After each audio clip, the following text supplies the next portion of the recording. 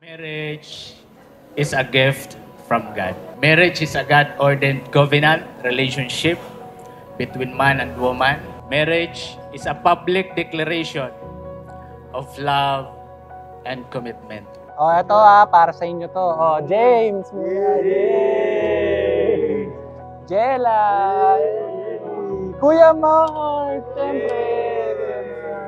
Being your husband, alam mo yung mga flaws ko, and yung ma-assure ko naman sa'yo is I'll do everything that I can to be a good husband, a good father sa mga anak natin. Napakaganda ang kahulugan ng pag-ibig. No? Kung pagbabasihan natin ang salita ng Panginoon, kung titingnan natin ang pag-ibig ay matyaga at magandang loob, hindi mainggitin at mayabang ni pagmataas man.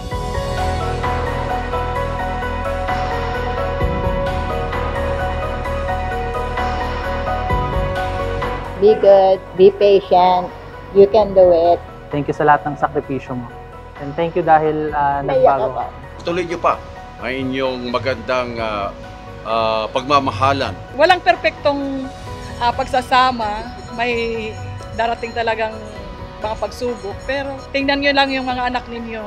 Thank you kasi naging example kayo. Mabuting example sa amin ni Jonathan.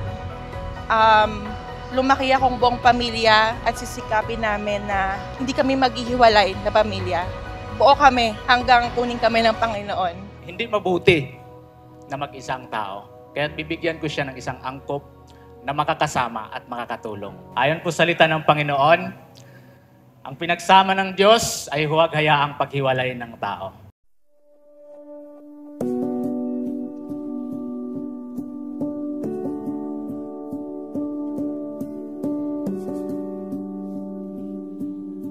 Bago ang lahat, I praise God for blessing us with 10 beautiful years of married life. Thank you, Lord, sa napakabuting asawa. To my lalab, this is it. This marks our 10th year wedding anniversary. 10 taon na pala yun. Hindi ko na malayan. Alam mo kung bakit? Dahil 10 taon ng kapayapaan sa piling mo. Payapa kahit napakarami nating pinagdaanan. Dahil ni minsan, hindi mo pinaramdam sa aking mag-isa lang ako sa laban ng buhay. And by God's grace, we finally achieved one of our dreams together. Cheesy at gasgas na, pero I promise to always choose you, us, and our marriage. I pray to grow old with you. Tuparin natin yung pangarap nating nakaupo tayo sa tumba-tumba habang hinihintay bisitahin ng mga anak at apo natin.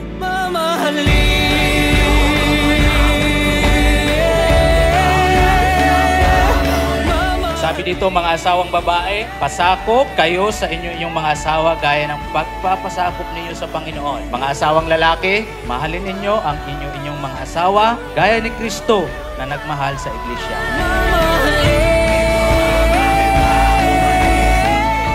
We didn't stop dreaming to achieve that someday. Papu and Mamu will be able to walk you down the aisle. Na habang ako naman ay naghihintay sa may pulpito, pinagmamasdang kang papalapit sa akin.